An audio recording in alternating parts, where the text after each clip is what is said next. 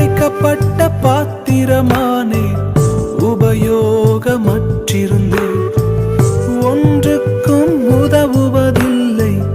என்று சொல்லி ஒதுக்கப்பட்டேன் குயவனே உந்தன் கரம் மீண்டும் என்னை வனைந்தது விழுந்து போன இடங்களில் எல்லாம் என் தலையை உயர்த்தியதே குயவனே உந்தன் கரம் மீண்டும் என்னை வனைந்தது விழுந்து போன இடங்களில் எல்லாம் என் தலையை உயர்த்தியதே